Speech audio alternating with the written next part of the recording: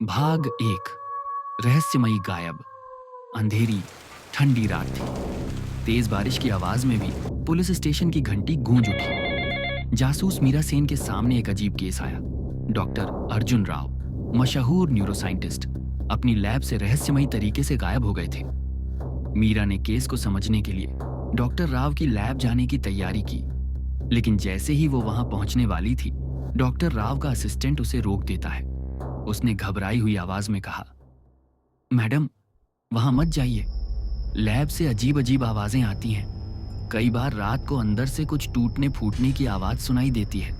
कोई भी अब उस लैब के पास नहीं जाता।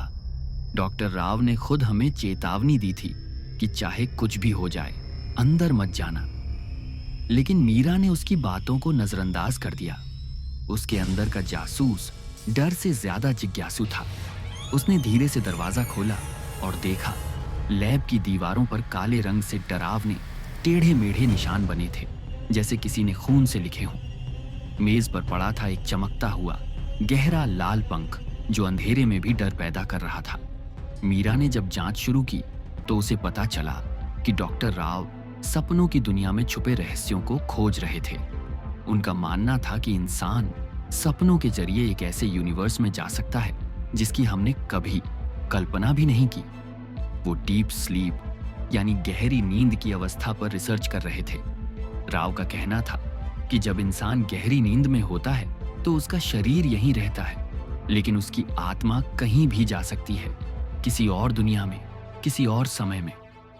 उनके साथी बताते हैं कि वे कई दिनों से अजीब बर्ताव कर रहे थे, जैसे किसी अनदेखी चीज से डरते हों। सीसीटीवी फुटेज में दिखा, राव अकेले लैब में घुसे लेकिन बाहर कभी नहीं आए। रात 2:13 पर कैमरा अचानक झिलमिलाने लगा।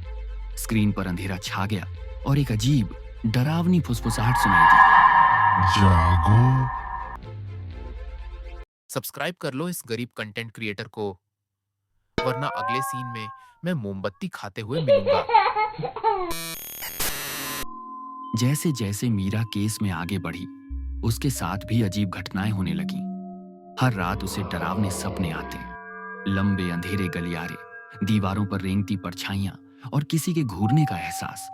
सुबह उठती तो उसके हाथ पर वही काले निशान उभर आते, जैसे किसी ने रात में खींच दिए हों। मीरा को लगने लगा कि वह भी किसी भयानक जाल में फंसती जा रही है। एक रात सच जानने के लिए मीरा अकेले लैब पहुंची। घड़ी में 2:13 बजते ही दीवारों के निशान खून की तरह चमकने लगे। हवा में ठंडक और सड़ांध भर गई। अचानक वही डरावनी फुसफुसाहट गूंज उठी, जागो। दरवाजा खुल गया। अचानक मीरा की आंखों के सामने सब कुछ बदल गया। वह अब किसी और ही दुनिया में थी। लैब की दीवारें पिघल रही थीं, छत से काले धुएं जैसी परछाइयां लटक रही थीं। बीच में डॉक्टर राव खड़े थे। उनकी आंखें डर से फटी हुई थीं। उन्होंने कांपती आवाज में कहा, यह सपना नहीं, नरक का दरवाजा है, हमने खोल दिया है। अचानक अंधेरे से भयानक जीव निकल आए। उनके हाथ असामान्य रूप से लंबे, चेहरे बिना आंखों के और मुंह में सैकड़ों नुकीले दांत। वे दीवारों पर रेंगते हुए मीरा और राव की तरफ बढ़ने लगे। उनकी फुसफुसाहट अब कानों में चीख बनकर गूंज रही थी, तुम हमारे हो। मीरा और राव भागने लगे, लेकिन गलियारे कभी खत्म ही नहीं होते। हर मोड़ पर वही डरावने निशान, हर कोने में छुपे हुए साएं। अचानक राव गिर पड़े और काली परछाइयां उन्हें घसीटते हुए अंधेरे में ले गईं। उनकी चीखें दूर तक गूंजती रहीं। मीरा के हाथों के निशान जलने लगे, जैसे आग लग गई हो। एक चमकदार दरवाजा सामने आया। मीरा ने डर और हिम्मत के बीच झूलते हुए दरवाजा खोला और कूद गई। वह अपने बिस्तर पर जागी, पसीने से तरबतर, दिल जोर जोर से धड़क रहा था, लेकिन उसके हाथों पर वही जलते हुए निशान थे और कमरे में गूंज रही थी वही फुसफुसाहट, अब कभी मत सोना। फोन बजा। एक और गायब इंसान, एक और लाल पंख, एक और डरावना केस। मीरा समझ गई, असली डर तो अब शुरू हुआ है। दोस्तों, जरा सब्सक्राइब कर दो, इस गरीब की आत्मा को शांति मिलेगी।